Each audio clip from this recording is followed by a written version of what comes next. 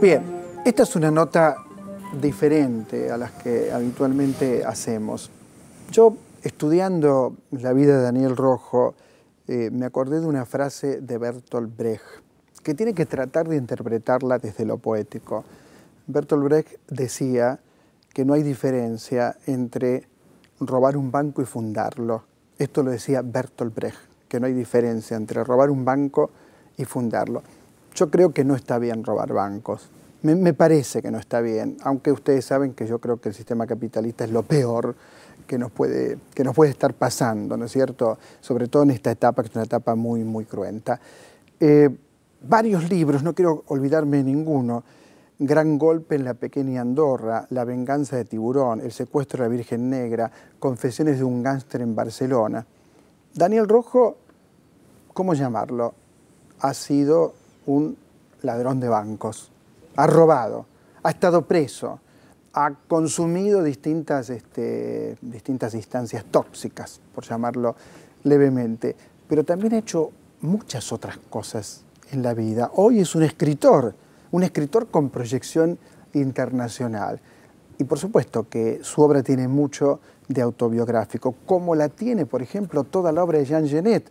Jean Genet fue siempre un delincuente, por llamarlo de alguna manera, pederasta en el caso de Jean Genet, y esto aparece en Severa Vigilancia, aparece en Los Biombos, en Los Negros, en Nuestra Señora de Notre Dame, en Las Criadas. Ahí está Jean Genet. Es decir, vida y obra. Daniel, ¿cómo va? Muy bien. ¿Podría hacer un inciso con lo que has dicho de la... Me equivoqué, no, es por la frase que has dicho. Hay otra que es anónima, que se dice: si das un arma a un hombre, robará un banco. Si das un banco a un hombre, robará el mundo. Que al decirlo... Has sido, como dicen aquí, un gángster, pero sí, de verdad. Has robado bancos. Sí, tengo 150 imputados. Los que cumplí en la cárcel son 150 bancos. 150 bancos robaste. Sí, tenía un modus operandi, no quiero hacer apología de la delincuencia, pero bueno, tenía una forma diferente de hacer los bancos, y por mi estatura, pues, no podía, a la que lo hacía ya era mío. No era como otro que podía escaquearse, no sé. Pero nunca le hacías daño a la gente. Ese era mi modus operandi. Vamos a ver, provengo de una familia que me dio una educación, una ética, una moral, y sí, muy prontamente también viví el franquismo, la apertura de fronteras, me enganché a la heroína, me enganché a la cocaína, me gustó. Luego empecé a robar, robé el primer banco, me gustó también. Me gustaba toda esa vida que me daba el dinero, el poder, el poder lo que uno quería hacer. Y bueno, me tiré pues 30 y pico años hasta que no me di cuenta que eso no era mi felicidad y decidí cambiar un poco. ¿Estuviste en la cárcel? Sí, 15 años en cárcel y 2 años más en un centro de rehabilitación. Pero ya al centro de rehabilitación salí desenganchado. Yo en la cárcel fue donde, a partir del 93, ya dije que algo en mi vida no iba bien, que todo eso que creía que me daba la felicidad no estaba tan feliz. Hice el primer paso, que fue dejar las drogas. Cuando salí al centro de rehabilitación vi que lo que nunca había hecho era trabajar, así que hice una terapia de trabajo muy fuerte, con trabajos muy duros, sucios, ¿sabes?, de los que nadie quiere hacer. Y bueno, pues yo los hacía de 8 de la mañana a 9 de la noche, casi 11, 12 horas trabajando, y cuando iban a pagarme decía que no, que era daba testimonio de que lo hacía por salir de la cárcel, de las drogas, y que estaba aprendiendo a trabajar. Claro, la gente se quedaba sorprendida, pero yo creo que así fui como me rehabilita totalmente. Porque ¿Y la vocación por la escritura, cuándo nace esa vocación? Bueno, por la escritura yo creo que me vino primero la lectura. Si uno no lee, no creo que pueda escribir. ¿Y leías? En la cárcel entré con 19 años, la primera vez que entré era menor. Hasta entonces había leído cómics, tebeos, lo típico de los chavales. Pero bueno, por las drogas dejé también los estudios, no me importaba leer, los cómics un poquito, porque era muy interesante. En aquel momento el cómic estaba subiendo mucho, hoy en día es cultura, pero en aquel momento mi madre decía, esto no es cultura y no le gusta, léete novelas. Y yo no era de leer novelas, pero cuando llegué a la cárcel son muchas horas libres, sobre todo por la noche, en una época donde aún la cárcel era postfranquista, muy dura. Sí, no preparada para presos comunes. Bueno, y entonces a las 11 de la noche nos hacían un silencio floreado, no podíamos hablar con nadie, era un parte. Entonces yo que, claro, en aquel momento había una incultura, analfabetismo, diríamos, de un 80% en la cárcel o en la delincuencia española. Yo no era analfabeto, tampoco era no había llegado a una universidad, pero casi. Entonces, claro, pues empecé a leer y aunque empecé con tonterías, pero bueno, pasó por mis manos La conjura de los necios, de John Kennedy. Exactamente. Entonces, claro, solo que la primera página, cuando describen a Ignatius Reilly, yo me caían lágrimas de risa. Entonces, pensar que me podía evadir y encima riéndome, luego ya empecé a coger Tom Sharp. Claro, primero cogí, pues eso, todo lo escritura cómica, porque lo que quería era entretenerme, reírme, ya que estaba preso.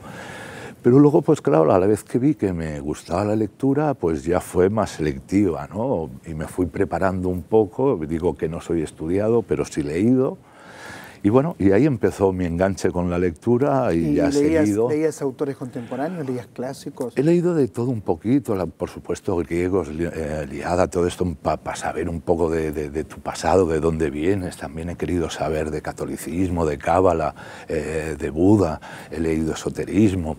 Todo te viene, pues al final empiezas a seleccionar lo que quieres. Y bueno, sí que me ha pasado que ya en estos 10 últimos años pues he estado muy rodeado de escritores de novela negra y he leído más novela negra, ¿no? Pero bueno, el punto de la escritura tuvo dos reacciones, porque la primera vez, mis primeras novelas son autobiográficas, porque cuando yo salí de la cárcel lo que quería era ser una persona normal. No querías robar más. No, claro, para mí lo fácil ya lo había hecho, que era robar bancos y drogarme. Pero robar bancos no parece una tarea muy fácil. Bueno, si la preparas profesionalmente, sí. Piensa que los bancos en aquella época eran los que querían. Cuando Franco murió en España había vencedores y los perdedores, no habían clases sociales. Entonces, cuando murió Franco, los bancos fueron los que quisieron hacer las clases sociales, dando créditos a los obreros para que se pudieran comprar una lavadora y una televisión y un cochecito, y ya pasaban a ser clase media. ¿Sabes? Pero, perdón, ¿cómo robabas bancos? Obviamente a mano armada. Sí. A mano armada. Claro, obviamente a mano armada, pero bueno, uno puede entrar en un banco, por ejemplo, en el 77-78, cuando empecé yo a robar bancos, podías entrar al banco rápidamente, había personas dentro del banco que iban a coger dinero o a sacar, pero había gente que asustaba a esas personas. Yo creía, bueno, mi educación me hacía que creía que con una sonrisa conseguía mucho más. Primero, tranquilizar a esas personas que no iba a robarles a ellos, porque había personas que se tapaban el reloj, que a lo mejor se lo había dado su padre, yo qué sé. Estas cosas, sí, esto es un atraco, que nadie se mueva, eso de tirarse al suelo es película, porque si los tiras al suelo lo ven en la calle. Es que nadie se mueva, aquí no pasa nada, ustedes no van a sufrir daño, yo vengo a por el dinero. Si alguien veía un gesto raro, no se preocupe, que eso no se lo vamos a quitar. Entonces, ya por eso le digo que yo tenía un modus operandi enseguida. Pero la gente de seguridad no reaccionaba. Bueno, ya eso, por ejemplo, nosotros buscábamos bancos al principio, en estos años, la característica para saber que había dinero era que hubiera seguridad dentro. Éramos 4, 2 entraban sin armas y sin nada, se quedaban situados cerca de los seguridad, y cuando entrábamos los otros 2 les quitaban el arma. Y ya teníamos armas, más armas. Nos armábamos gracias a la seguridad. ¿Y nunca le hicieron daño a nadie? No, tengo esa suerte. Yo creo que es por mi estilo. Yo me he peleado con amigos míos porque ellos sí que pensaban que el pánico y el miedo ayudaba al atraco. Yo nunca lo he pensado así. Y luego la prueba está que cuando ya empiezo a hacer atracos los hago yo solo, porque veo que no necesito a nadie. Yo solo necesito entrar al banco, no es apología, no quiero decir, pero bueno, yo hacía un modus operandi que solo era yo y con los trabajadores. Yo entraba con ellos, los recogía y bueno, ya digo, muchas veces que claro, había gente que se ponía nerviosa, es normal que el susto se lo daba, que no soy ningún santo, que lo he hecho, pero para que vea, yo muchas veces cuando veía estos nervios decía, no quiero hacerle daño, y me guardaba el arma para que viera que no quería hacerle daño a él. Además le explicaba que sé que a las 9 se abre, le daba todos los detalles, sé que tienes 10 millones, para que supiera que estaba todo estudiado, que no se preocupara, que a él no le iba a pasar nada. Bueno, aquí en la Argentina cuando nos asaltan, que nos asaltan seguido, siempre decimos que nos toca un profesional, en este caso serías como un profesional. Sí. Porque acá el problema es que te matan ya lo he veces visto, porque sí, sí, no. En todo el mundo está sí, ocurriendo. no, lo mismo. Y ahora cierto mismo, nivel de violencia sí, muy en España terrible. ahora hay un nivel de violencia con las bandas del este que van a hacer daño. Van a hacer daño porque así cogen pánico.